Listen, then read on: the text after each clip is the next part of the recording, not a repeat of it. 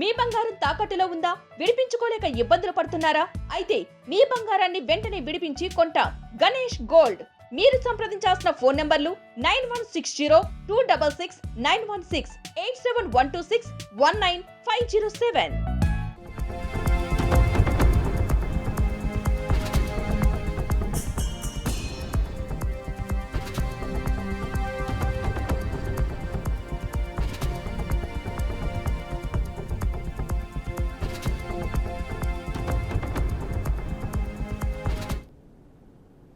Breaking news చూస్తున్నాం. Kaleshwaram project అవకతవకలపై ఏర్పాటైన justice PC Ghosh నేతృత్వంలోని కాళేశ్వరం కమిషన్ హైదరాబాద్ కు చేరుకుంది. ఇప్పటికే విచారణను పూర్తి చేసిన కమిషన్ కాళేశ్వరం ప్రాజెక్టు విచారణ నివేదికను రేపు ప్రభుత్వానికి సమర్పించే అవకాశం ఉంది. రేపు ఉదయం ప్రభుత్వానికి నివేదిక అందితే రేపటి కేబినెట్ సమావేశంలో దీనిని ప్రవేశపెట్టే అవకాశం ఉంది. ఫలితంగా మేడిగట్ట, అన్నారం, సుందీల బ్యారేజీల నిర్మాణంలో లోపాలు, డిజైన్, నాణ్యత ప్రమాణాలు, ఆర్థిక అంశాలపై ప్రభుత్వం దృష్టి సారించనుంది.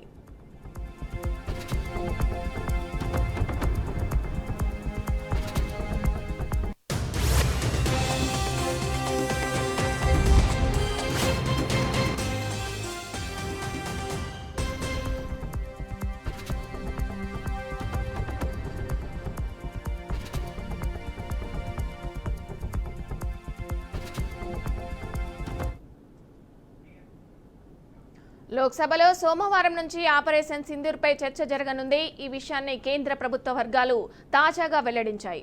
లోక్సభలో ఆపరేషన్ సింధూర్పై చర్చ కోసం కేంద్రం ఏకంగా 16 గంటల సమయం కేటాయించింది. ప్రధానమంత్రి నరేంద్ర మోదీ సమక్షంలో ఈ చర్చ జరగనుంది. రక్షణ మంత్రి రాజ్నాథ్ సింగ్ చర్చను ప్రారంభించనున్నారు. అలాగే రాజ్యసభలో కూడా ఆపరేషన్ సింధూర్పై చర్చ జరగనుందని కేంద్ర ప్రభుత్వం తెలిపింది. రాజ్యసభలో జూలై 29 నుంచి 9 గంటల పాటు దీనిపై చర్చ జరపనున్నట్లు వెల్లడించింది. 2 సభల్లో చర్చకు రక్షణ మంత్రి రాజ్నాథ్ సింగ్ సమాధానమిస్తారు. కాగా ఆపరేషన్ సింధూర్పై చర్చకు విపక్షాలు ఎప్పటి నుంచో పట్టుబడుతున్నాయి. భారత్ పాక్ మధ్య తానే కాల్పుల విరమణ ఒప్పందం కుదుర్చుతున్నామని అమెరికా అధ్యక్షుడు డొనాల్డ్ ట్రంప్ పదే పదే కామెంట్స్ చేస్తుండడంపై కేంద్ర జవాబు చెప్పాలని రాహుల్ గాంధీ డిమాండ్ చేస్తున్నారు.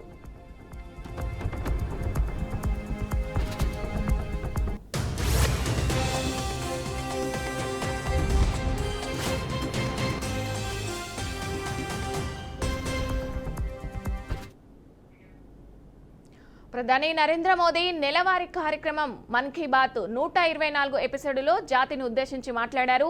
విజ్ఞానం, క్రీడలు, సాంస్కృతిక భారత్ సాధించిన విషయాలపై ఆయన సంభాషించారు. ఇటీవల కాలంలో భారత్లో చాలా విశేషాలు చోటు చేసుకున్నాయని, అవన్నీ ప్రతి భారతీయుడికి గర్వకారణమన్నారు.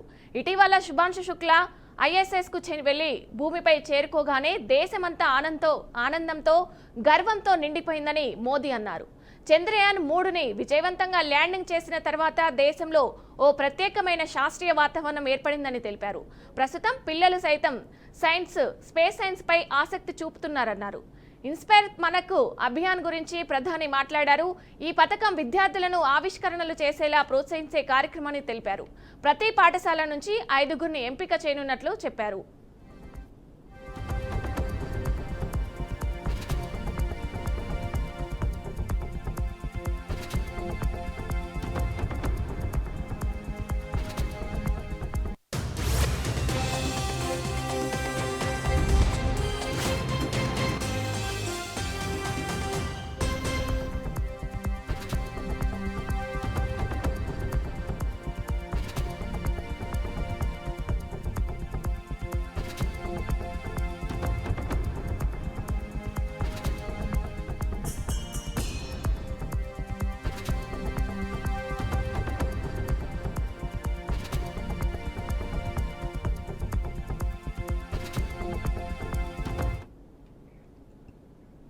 దుబాయ్ సీనులా సింగపూర్ చంద్రబాబు అనాలి అంటూ మాజీ మంత్రి గుడివాడ అమర్నాథ్ ఎద్దేవా చేశారు.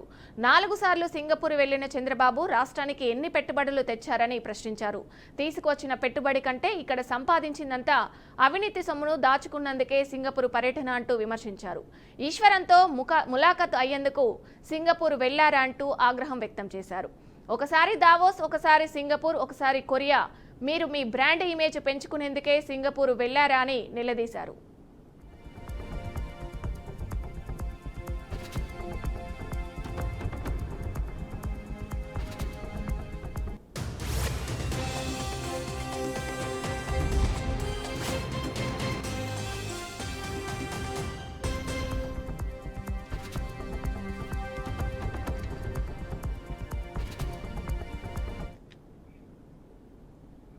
తూర్పుగోదావరి జిల్లా కొవ్వూరు నియోజకవర్గంలో ఆర్థిక శాఖ మంత్రి పయ్యావుల కేశవ్ పర్యటించారు. స్థానిక ఎమ్మెల్యే ముప్పిడి వెంకటేశ్వరరావుతో కలిసి చాగల్లు గ్రామంలో సుపరిపాలనకు తొలి అడుగు డోర్ టు డోర్ అనే కార్యక్రమంలో మంత్రి పాల్గొన్నారు. గ్రామంలో ప్రతి గడప గడపకు తిరుగుతూ కూటమి పాలనలోని పథకాలు అమలు గురించి తెలుసుకుంటూ కరపత్రాలను పంచారు. కూటమి పాలనలో రాష్ట్ర ప్రజలు స్వేచ్ఛగా జీవిస్తున్నారని, అన్యాయాలకు, అక్రమాలకు, హత్యలకు, అరెస్టులకు తావు లేకుండా ప్రశాంతమైన వాతావరణంలో రాష్ట్ర ప్రజలు సుభిక్షంగా ఉన్నారని అన్నారు. రాష్ట్ర అభివృద్ధిలో వైసీపీ అందుకోలేనంత ఎత్తులో ఉన్నామని ఆర్థిక మంత్రి స్పష్టం చేశారు. స్వేచ్ఛగా రాష్ట్రంలో తిరగలుగుతున్నారు. ఆ రోజు చంద్రబాబు నాయుడు గారు ఎక్కడికన్నా వెళ్ళాలి అనుకుంటే ఆఖరికి ఆయన ఇంటి గేటు దాటకుండా ఒక ఎమ్మెల్యే వెళ్ళి గేటుకి తాడు కట్టినటువంటి సందర్భాల్ని మనం చూసాం. అంటే ఆ రోజుకి ఈ రోజుకి తేడా ఏంది అని అంటే అసలైనటువంటి ప్రజాస్వామ్యం ఇవాళ నడుస్తూ ఉంది. భారత రాజ్యాంగం నడుస్తుంది. రెడ్ బుక్ రాజ్యాంగం కాదు, భారత రాజ్యాంగం నడుస్తుంది.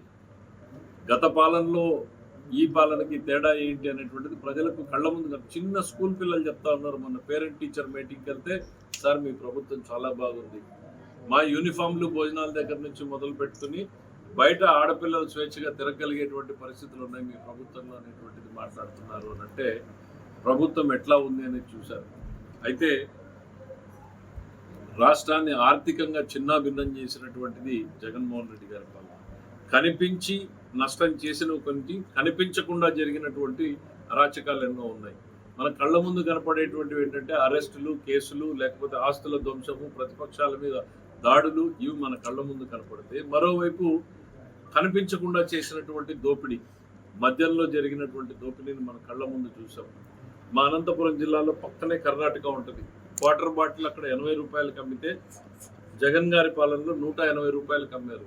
ఈ 100 రూపాయలు ఎక్కడికి పోయింది అని ప్రజలు 5 ఏళ్లుగా ప్రశ్నిస్తూనే ఉన్నారు. తిరుపతి జిల్లా పాకాల, చంద్రగిరి మండలాలలో ఎమ్మెల్యే పులివర్తి నాని పర్యటించారు. ఇటీవల జరిగిన ఏనుగుల దాడుల వల్ల తీవ్రంగా నష్టపోయిన రైతులకు రాష్ట్ర ప్రభుత్వం 25 లక్షల పరిహారం మంజూరు చేసింది. గత అసెంబ్లీ సమావేశంలో ఈ విషయాన్ని డిప్యూటీ సీఎం దృష్టికి ఎమ్మెల్యే నాని తీసుకెళ్లారు. బాధితుల వివరాలను అధికారులకు అప్పగించడంతో ప్రభుత్వం వెంటనే స్పందించింది. దీంతో ఎమ్మెల్యే నాని బాధిత రైతులకు స్వయంగా చెక్కులను అందజేశారు. ఈ సందర్భంగా రైతులు CM Chandrababu, deputy CM Pawan Kalyan MLA నానికి కృతజ్ఞతలు తెలిపారు. నష్టం జరిగినందుకు మాకు హామీలు ఇచ్చి అన్ని సూపర్ 6 హామీలు నెరవేరుస్తూ మాకు పంట నష్టాలు జరిగిన దానికి కూడా హామీలు నెరవేర్చినందుకు మేము చాలా రుణపడి ఉంటాము. అసెంబ్లీలో తన బలం బట్టి ఏనుగుల నష్టపరిహారాన్ని సీఎం గారితో చెప్పి, అదేవిధంగా పవన్ కళ్యాణ్ గారితో చెప్పి ఏనుగుల నష్టపరిహారాన్ని ప్రతి ఒక్క రైతుకు అందే విధంగా మూలపడిపోయిన ఫైళ్ళని తీసి ప్రతి ఒక్కరికి అందించి వాళ్ళకి ఎంతో సహాయము అందించారు. వారు ఎప్పుడు మేము ఈ రైతులందరూ కూడా ఎమ్మెల్యే గారికి రుణపడి ఉంటాం. ఇప్పుడు మన కూటమి ప్రభుత్వం వచ్చి హామీలు ఇచ్చిన సూపర్ 6 హామీలు అన్నీ నెరవేరుస్తుంది. దీనికి మామిడి చెట్లు ఏనుగులు దుక్కేసిందంటే కట్టివ్వడం, అది మన పులివర్తి నాని గారి ప్రధాన కారణము. అతనికి మరీ ధన్యవాదాలు తెలుపుతున్నాము. చంద్రగిరి నియోజకవర్గం తరఫున, మా వల్లివేడు పంచాయతీ తరఫున పులివర్తి నానికి ప్రత్యేకంగా అభినందనలు తెలియజేస్తున్నాము. పాకాల మండలంలో ప్రాంతమైన వల్లివేడు, ఈ పాలగొట్టపల్లి పంచాయతీల్లో ఏనుగులు వచ్చి మొత్తం పంట నష్టం కలిగించిన దానికి ఇది ఎలక్షన్కు ముందు నష్టం కలిగించింది. కానీ ఇది ఎక్కడో మూలన పడిపోయిన ఫైల్ను మళ్ళా కదిలిచ్చి అసెంబ్లీలో మన ఎమ్మెల్యే పులివర్తి నాని గారు తన గలం వినిపించి మాకు నష్టం జరిగిందని సీఎం గారిని, మన forest minister deputy CM Pawan Kalyan గారిని రిక్వెస్ట్ చేసి, సార్ మా వాళ్ళంతా మామిడి పంటతోనే బతుకుతున్నారు, వాళ్ళు చాలా నష్టపోయారు, చెట్లు పోయాయి, కొబ్బరి చెట్లు పోయాయి, దానివల్ల మా వరిమడి పోయింది, ఇంత నష్టాన్ని మీరు చేయాలా, ఎప్పుడో ఎలక్షన్ ముందు జరిగింది, అవి ఎక్కడో మూలపడేశారు, దాన్ని మీరు బయటికి తీసి మా యొక్క ప్రజలను కాపాడి రైతుల కష్టాలు తీర్చాలని చేసి ఎంతో చేశారు. మన మధ్య ఉంటూ మనకు ఎటువంటి ఇబ్బంది వచ్చినా నేనుండాను అని ఫోన్లో చెప్పడం కాదు, ఎక్కడైతే నష్టం జరిగిందో అక్కడికే అతను స్వయంగా వచ్చి మన నష్టాన్ని అతను కళ్ళారా చూసి పరిశీలించి పై అధికారులకు ప్లస్ సీఎం కావచ్చు తెలియపరిచి పాకాల మండలం మహబూబాబాద్ జిల్లా మున్నేరువాగుపై వంతెన నిర్మాణం చేపట్టాలని కోరుతూ సిపిఎం పార్టీ నాయకులు నిరసన చేపట్టారు. 20 గ్రామాలకు రాకపోకలు నిలిచిపోయినా అధికారులు పట్టించుకోవడం లేదంటూ ఆందోళన వ్యక్తం చేశారు. వంతెన నిర్మాణం చేపట్టకపోతే వచ్చే స్థానిక సంస్థల ఎన్నికలను బహిష్కరిస్తామని హెచ్చరించారు. గత బీఆర్ఎస్ ప్రభుత్వంలో హామీలు అమలు చేయలేదని మండిపడ్డారు.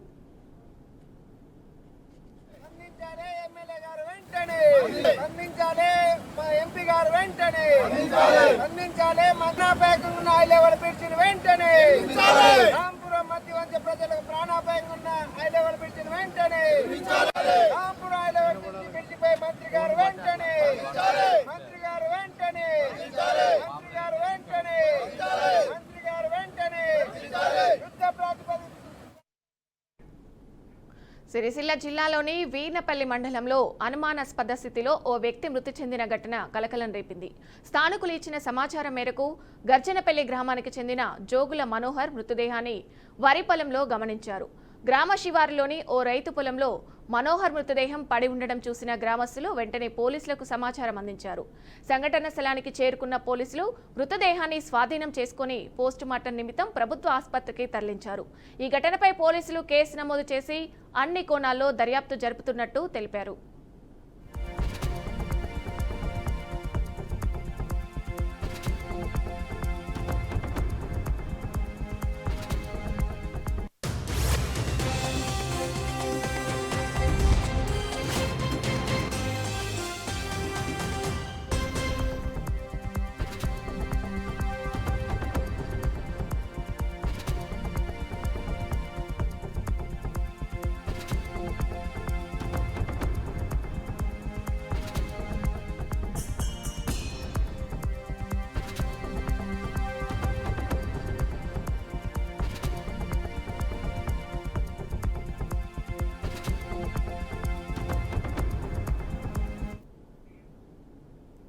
మహబూబాబాద్ జిల్లా కొత్తగూడెం మండలంలో దారుణ ఘటన చోటు చేసుకుంది. ఓటాయి గ్రామానికి చెందిన లింగాల మహేష్ అనే జూనియర్ లైన్మెన్ కరెంటు షాక్కు గురై తీవ్ర గాయాలు పొందాడు. గ్రామంలో ఒక పెళ్లి కార్యక్రమంలో విద్యుత్ సరఫరాలు అంతరాయం ఏర్పడింది. ఈ నేపథ్యంలో విద్యుత్ స్తంభం పైకి ఎక్కి మరమ్మతులు చేస్తుండగా అనుకోకుండా కరెంటు షాక్ తగిలి కింద పడిపోయాడు. దాంతో అతడికి తీవ్ర గాయాలయ్యాయి. గాయపడిన మహేష్ను తక్షణమే వరంగల్లోని ఓ ప్రైవేట్ ఆసుపత్రికి తరలించారు.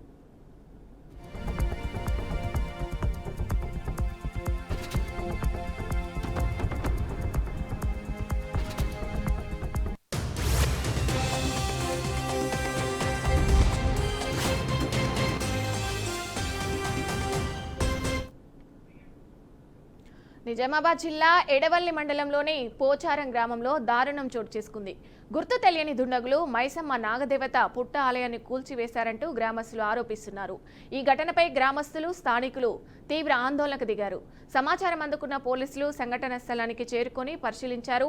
బోధన్ ఏసీపీ శ్రీనివాసు ఈ ఘటనపై స్పందిస్తూ పట్టాదారు తన భూమిని ఇతరులకు అమ్మడంతో కొందరు కొనుగోలుదారులు పుట్టను కూల్చినట్టు అనుమానం ఉంది.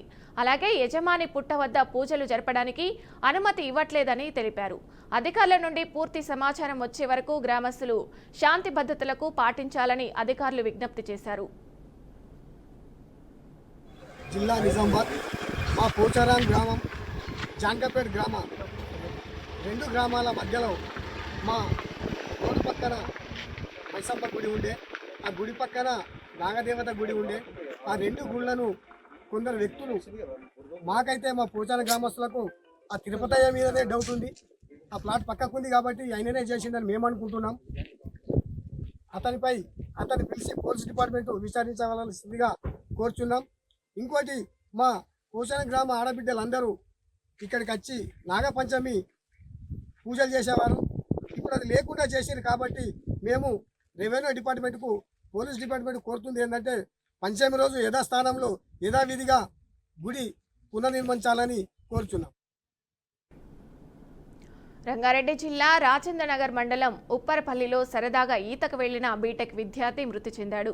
మూసీ నదిలో సరదాగా ఈతకు దిగిన బీటెక్ విద్యార్థి అక్షిత్ రెడ్డి గల్లంతయ్యాడు. ఈ ఘటన విషాదంగా మారింది. బోరుబండ నుంచి వచ్చిన అక్షిత్ రెడ్డి తన 3 స్నేహితులతో కలిసి రాజేంద్ర నగర్కు వచ్చారు. అక్కడ సరదాగా నదిలో ఈతకు దిగిన నలుగురిలో అక్షిత్ రెడ్డి ఒక్కసారిగా నీటిలోకి మునిగిపోయాడు. అక్షిత్ రెడ్డిని రక్షించేందుకు అతని స్నేహితులు ప్రయత్నించగా ఒక స్నేహితుడు అతని చెయ్యి పట్టుకుని బయటకు లాగే ప్రయత్నం చేశాడు. అయితే చేతిలో నుంచి జారిపోవడంతో అక్షిత్ రెడ్డి నీటిలో కనిపించకుండా పోయాడు. తదనంతరం సమాచారం అందుకున్న DRF సిబ్బంది ఘటనా స్థలానికి చేరుకొని గాలింపు చర్యలు ప్రారంభించారు.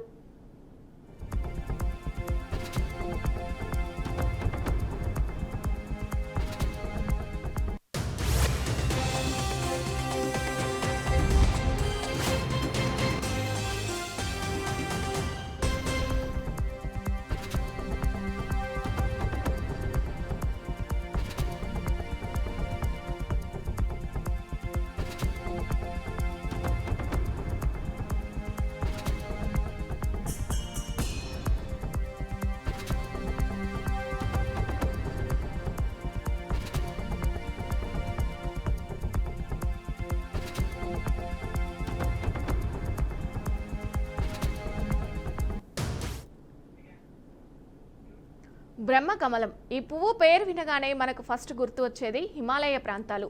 కానీ ఇప్పుడు భాగ్యనగరం గుర్తొచ్చే పరిస్థితి ఏర్పడింది. కారణం ఆ బ్రహ్మకమలం పువ్వు హైదరాబాద్ పరిధిలోని బోడుప్పల్ ప్రాంతంలో పూయడం విశేషంగా మారింది. కాటం రాజిరెడ్డి అనే వ్యక్తి ఇంట్లో నాటిన బ్రహ్మకమలం మొక్కకు పువ్వు పూసింది. విషయం తెలిసిన స్థానికులు బ్రహ్మకమలం పువ్వు చూసేందుకు తరలి వస్తున్నారు.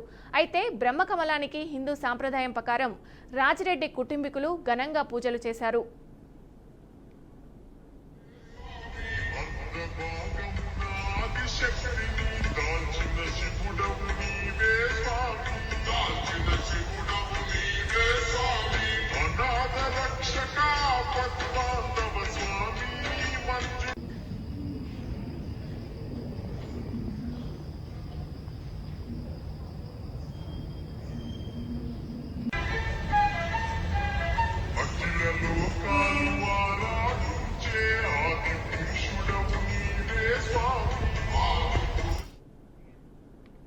శ్రీ సత్యసాయి జిల్లా ధర్మవరం ఇప్పుడు కాల్ మనీ గ్యాంగ్లు భయభ్రాంతులకు నిలువైపోయింది. వారానికి 10 రూపాయల వడ్డీ పేరిట స్థానికులను లూటీ చేస్తున్న వడ్డీ మాఫియాల బీభత్సం ప్రజల గుండెల్లో దడ కలిగిస్తుంది. ఇటీవల కాలంలో ఈ గ్యాంగులు డబ్బు చెల్లించలేదని ఇళ్లలోకి దూరి నేరుగా దాడులు చేస్తుండటంతో స్థానికులు తీవ్ర భయాందోళనకు గురవుతున్నారు. రాజా అనే వడ్డీ వ్యాపారి వద్ద రమణ 6 లక్షల రూపాయలు అప్పుగా తీసుకున్నాడు. ఇప్పటికీ 15 లక్షల పైగా వడ్డీ చెల్లించినా ఇంకా బకాయిలున్నాయంటూ అతని ఇంట్లోకి దూరి నిర్దాక్షిణ్యంగా దాడి చేశాడు. పిల్లలు అరుస్తూ వేడుకుంటున్న దుండగులు వెనక్కి తగ్గకుండా బీభత్సం సృష్టించారు. ఇప్పుడు ఆ వీడియో సోషల్ మీడియాలో వైరల్ అవుతుంది.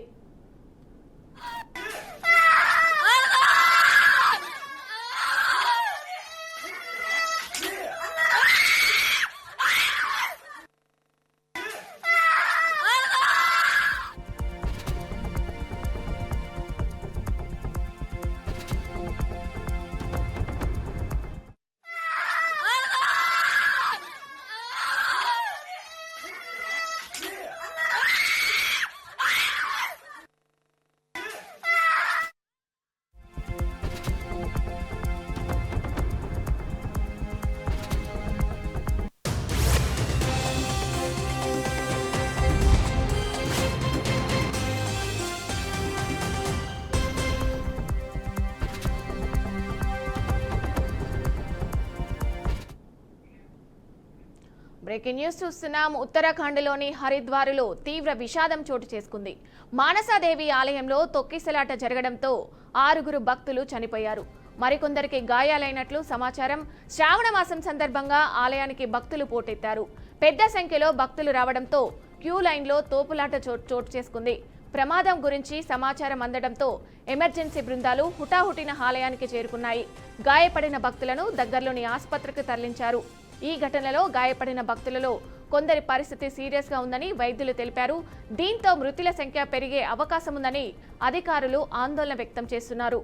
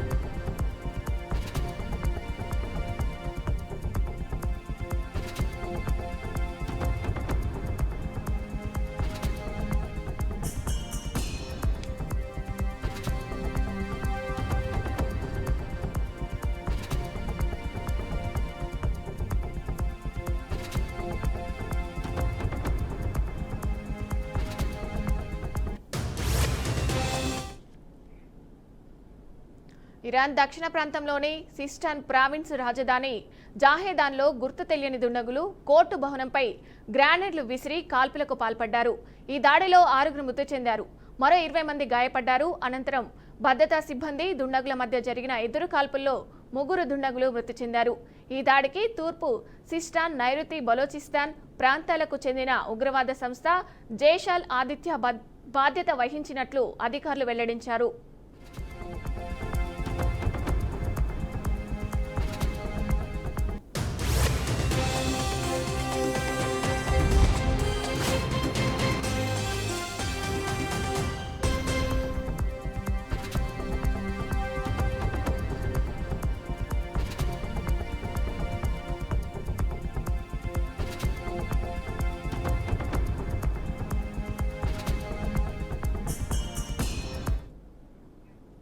ఇరాన్ దక్షిణ ప్రాంతంలోని సిస్టాన్ ప్రావిన్స్ రాజధాని జాహేదాన్లో గుర్తు తెలియని దుండగులు కోర్టు భవనంపై గ్రానైడ్లు విసిరి కాల్పులకు పాల్పడ్డారు. ఈ దాడిలో 6 మృతి చెందారు, మరో 20 మంది గాయపడ్డారు. అనంతరం భద్రతా సిబ్బంది దుండగుల మధ్య జరిగిన ఎదురు కాల్పులలో 3 దుండగులు మృతి చెందారు. ఈ దాడికి తూర్పు సిస్టాన్, నైరుతి బలోచిస్తాన్ ప్రాంతాలకు చెందిన ఉగ్రవాద సంస్థ జైష్-అల్ ఆదిల్ బాధ్యత వహించినట్లు అధికారులు వెల్లడించారు.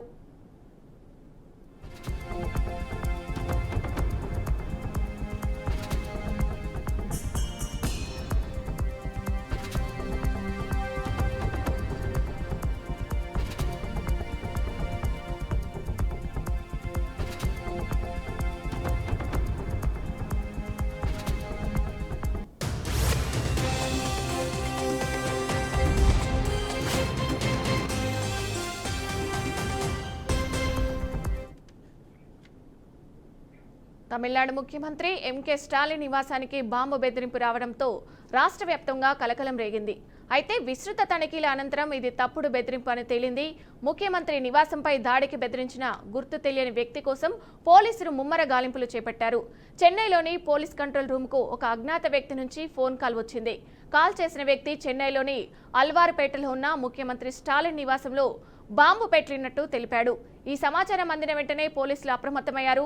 సమాచారం అందుకున్న వెంటనే చెన్నై నగర పోలీసులు బాంబు డిస్పోజల్ స్క్వాడ్స్, స్నీపర్ డాగ్లతో ముఖ్యమంత్రి నివాసానికి చేరుకున్నారు.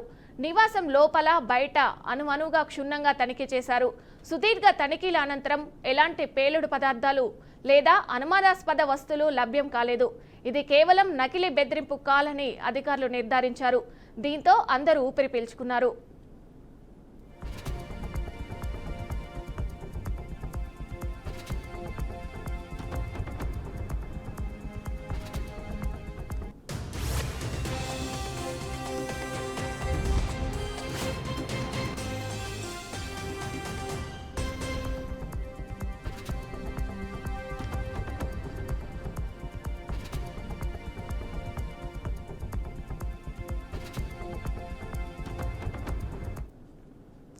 తమిళనాడు ముఖ్యమంత్రి ఎంకే స్టాలిన్ నివాసానికి బాంబు బెదిరింపు రావడంతో రాష్ట్ర వ్యాప్తంగా కలకలం రేగింది. అయితే విస్తృత తనిఖీల అనంతరం ఇది తప్పుడు బెదిరింపు కాల్ అని తేలింది. ముఖ్యమంత్రి నివాసంపై దాడికి బెదిరించిన గుర్తు తెలియని వ్యక్తి కోసం పోలీసులు ముమ్మర గాలింపు చేపట్టారు. చెన్నైలోని పోలీస్ కంట్రోల్ రూముకు ఓ అజ్ఞాత వ్యక్తి నుంచి ఫోన్ కాల్ వచ్చింది. కాల్ చేసిన వ్యక్తి చెన్నైలోని అల్వార్పేటలో ఉన్న ముఖ్యమంత్రి స్టాలిన్ నివాసంలో బాంబు పెట్టినట్టు తెలిపాడు. ఈ సమాచారం అందిన వెంటనే పోలీసులు అప్రమత్తమయ్యారు. సమాచారం అందుకున్న వెంటనే చెన్నై నగర పోలీసులు బాంబు డిస్పోజల్ స్క్వాడ్స్, స్లీపర్ డాగ్లతో ముఖ్యమంత్రి నివాసానికి చేరుకున్నారు. నివాసం లోపల బయట అనువున క్షుణ్ణంగా తనిఖీ చేశారు. సుదీర్ఘ తనిఖీల అనంతరం ఎలాంటి పేలుడు పదార్థాలు లేదా అనుమానాస్పద వస్తువులు లభ్యం కాలేదు. ఇది కేవలం నకిలీ బెదిరింపు కాల్ అని అధికారులు నిర్ధారించారు. దీంతో అందరూ ఊపిరి పీల్చుకున్నారు.